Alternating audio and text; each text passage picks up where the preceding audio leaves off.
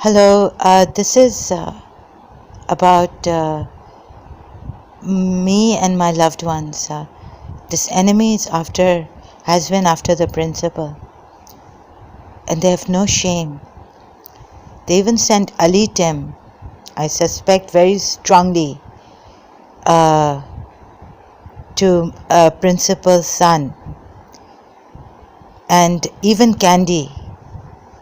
Yes, and so my grandmother's daughter, youngest, told me she knows everything. She knows what they can give, how they can make a person even fornicate, do adultery, become badmash. So recently I had this dream, and in that dream I was given a sign that the woman they used to just be after, Mutahar and Mutahar much, talking about Afsar. And now she said once later in the new house that she will do jadoo on Afsar. And I was like, no, how can you resort to such a haram thing? And because I'm telling her on the phone and telling her that you saying these things in your children, in front of the children, they would be affected. I was concerned, worried about their children and their lives and their well-being, I mean, in the future. And these people have no shame. I mean, I've seen her sister, and then on Afsar auntie they've done things. That is why this is a family matter. This is a very ugly, dirty family. That is why Raju came and told me on Eid, because his mother's this thing. You see, this witch can give you certain bad feelings against another person and make you badmash. Raju's poor mother has, whenever I've confronted her, and this was a test, like God was telling me, third time I called her and asked her if she was the one. And she said, no, I'm not the one. And she was having a religious gathering, and she said, Durood Sharif Salwat Baro Sab Idhar. And she has been telling me in the most proper manner that she could. You see, and these people like Muttahar and her late sister Daulat, I think that this someone has helped Muttahar, bribed her in 1982, and I'm not going to leave her like this. There has to be something on her. I'm going to do something to you that you will. Fairy auntie, she's brought to her knees this ugly, filthy, fat, her foot.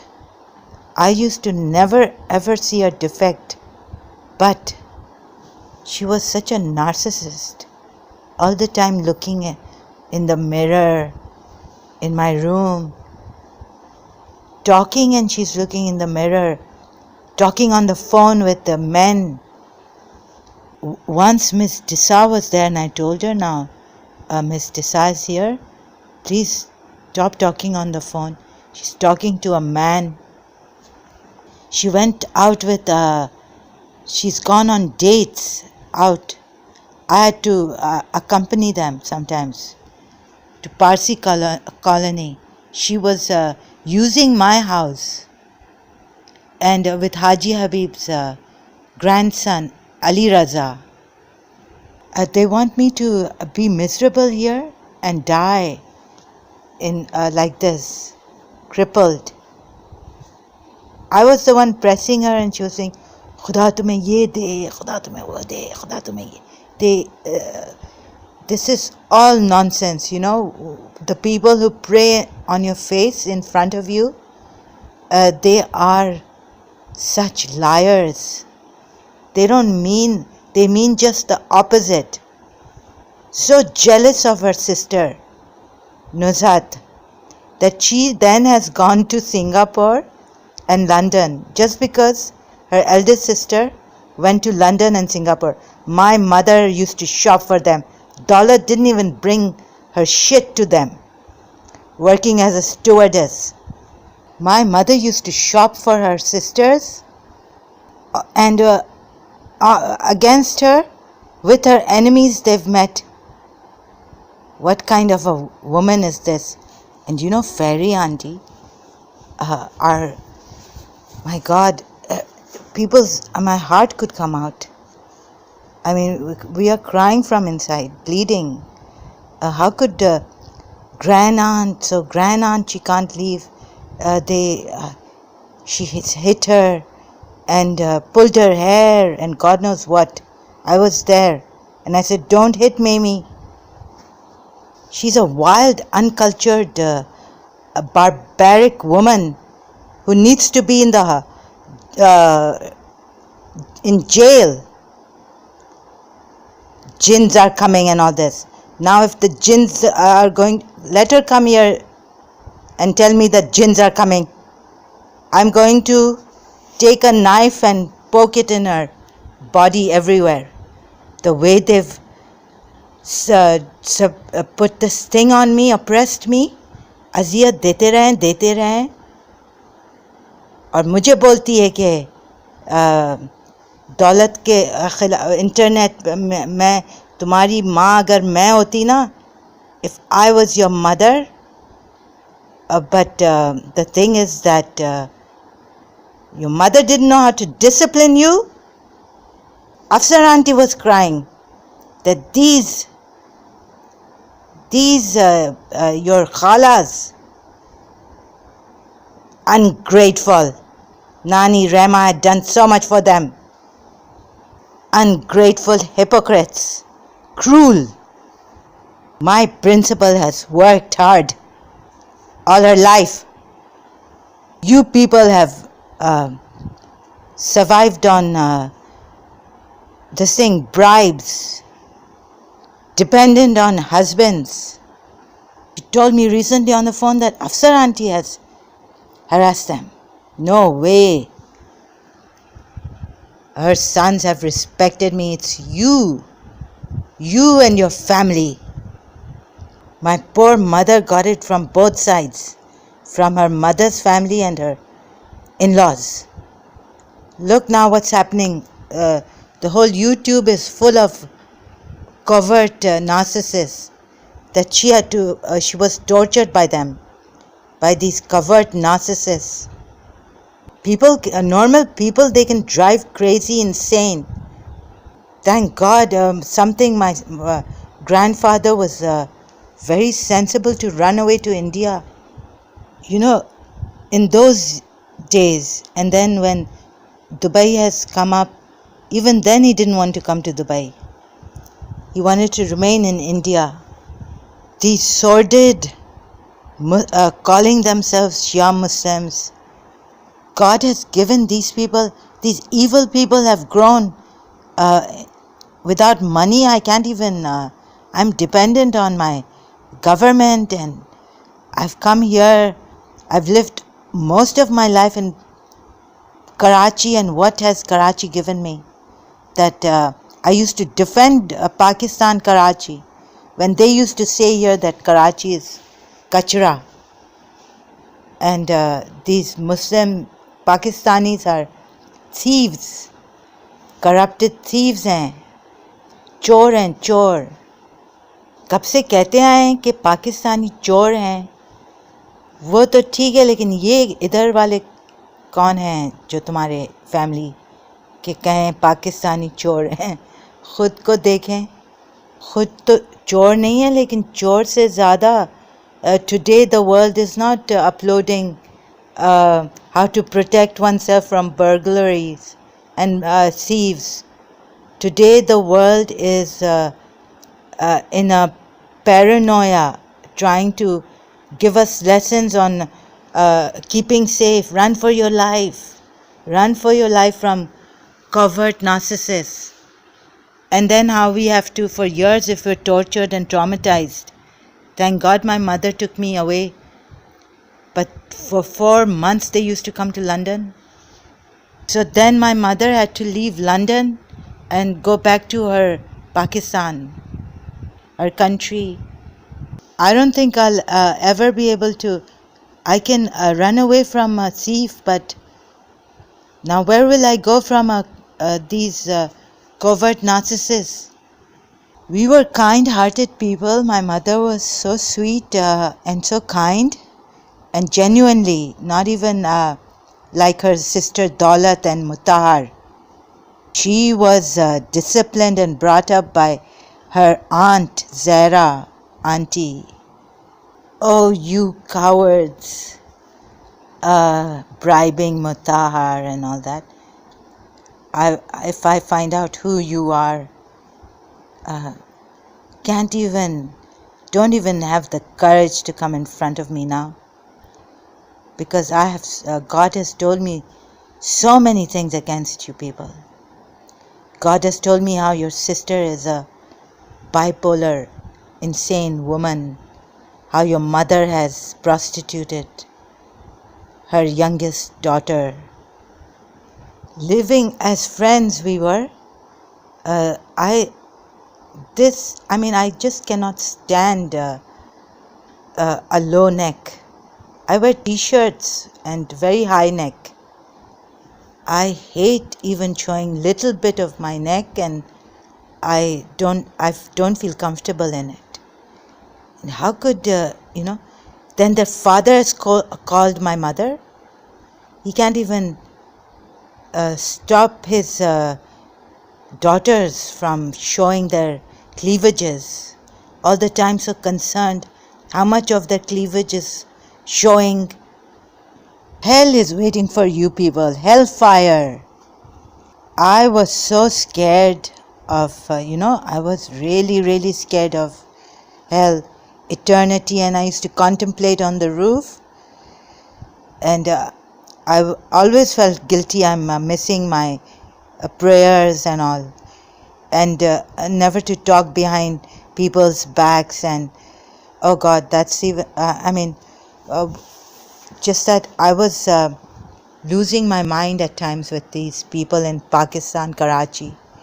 So anger, like Miss Disa would get angry with me if I made any excuses that why I don't want to dance during Muharram and all that, why I stopped dancing. So I asked my father and he said, you can dance, and I didn't want to dance.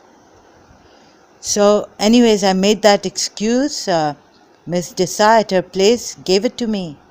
She could see right through me. I don't know how she knew.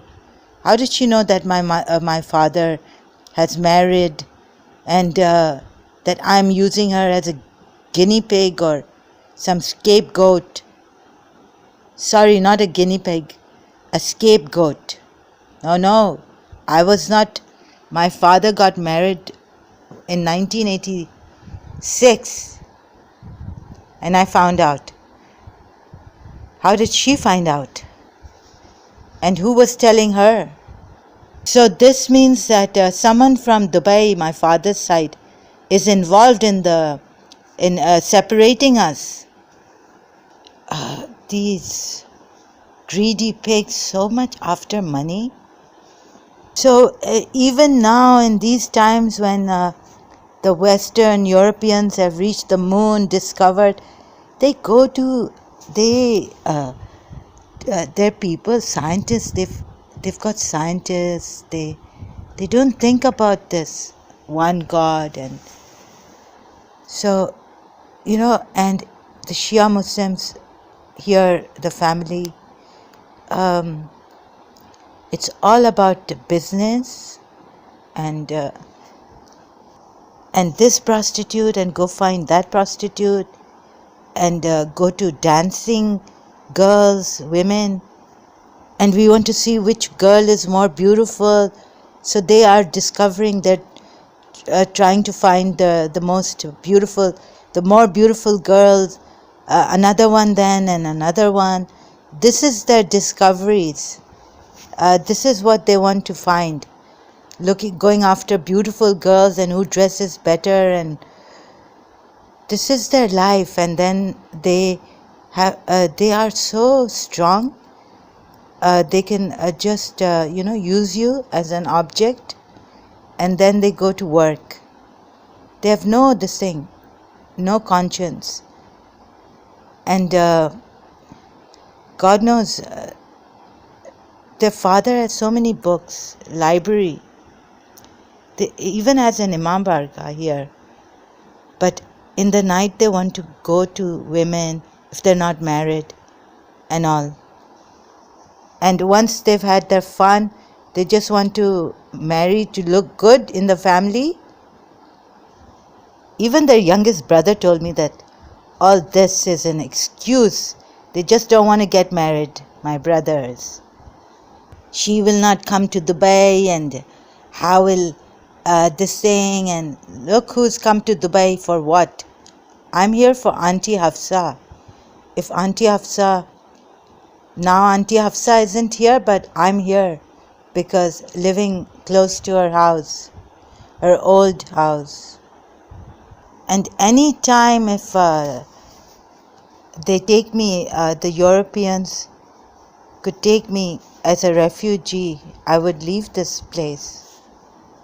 Please, these covert narcissists are terrible. I'm just here surviving because I'm dying without, I don't know what this is, and I can't even go to Europe as a refugee or to some other place where there are the least of Pakistani Muslims. My grandfather was such a lucky person. He left behind his 7-8 children, knowing that someone in his family is a covert narcissist. And though that time, God, I don't know, God had mercy on him. God didn't have mercy on my mother and me. I'm back here, and this is a terrible thing. So what I'm doing is I'm surviving on my principals' Facebook pages and groups, and whatever I do for love, for my beloved principal, and before that for Miss Disa. And maybe my principal is in Karachi because I saw her sister. I read about her sister, and they are there in Karachi, and I want to go back to Karachi because of them. My loved ones are there. I wish I had my house in Soldier Bazaar, and my mother was alive. We could have gone to Soldier Bazaar back. Hello, I think these Pakistani Muslims are very emotionally complexed. What do you call it? Inferiority complex. Yes, so most of these people who have come up as I think they've been Saudi Arabia was scared that Iran would become Khomeini would start spreading Shia Islam. So what they did was target Pakistan and bring in those Muslims. This is insecurity complex, inferiority complex. This is not religion. They know everything about that we the Shia Muslims. It makes logical sense. They know it. And making excuses for the enemies who have hurt Prophet Muhammad, and then how can they say that no, making excuses for them, but getting up and wanting to kill the Western people or the Europeans, one who makes a cartoon of the Prophet. They don't make excuses for them. I mean, because they have not really, they're not going to harm my religion, my faith. I know what, if I am strong in my faith, no matter what this friend of mine was coming and telling me, that what is this and what is that, I was very grounded in my religion. So but because Miss Desa's sister told me, because I was going there and feeling guilty, that's when I was shaken up, that really, yes, my Muslims, I should look at them. You are a Muslim, you can do this, she said.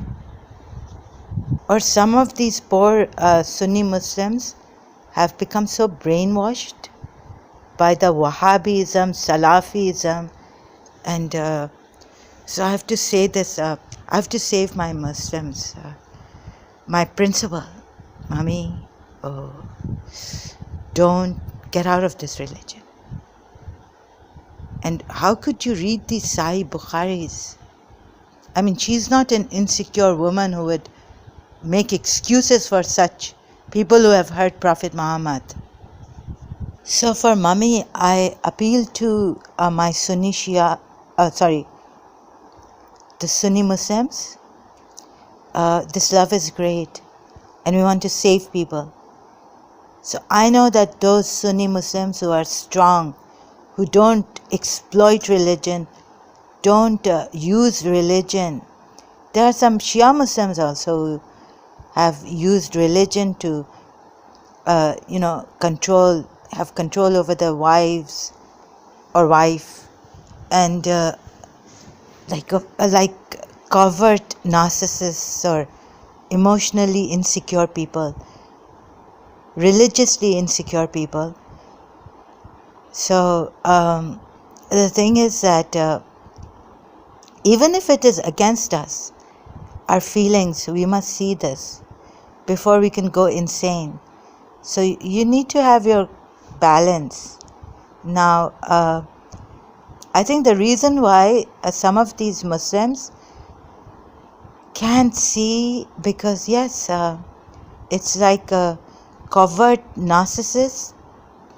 Hypocrites are like that, and they damage the religion, and then these people have to make excuses and killing.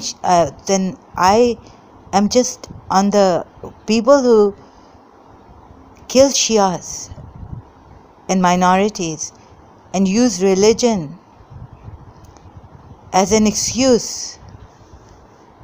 I mean, I can understand. I have put myself in as a Sunni Muslim, and I said, this time I'm going to hear this majlis as a Sunni Muslim. And like this, I have put myself in the shoes of a Sunni Muslim. I have questioned how the Sunni Muslims question. I've questioned how some of the Sufis who question that even Hazrat Musa and Pharaoh, that how can it be?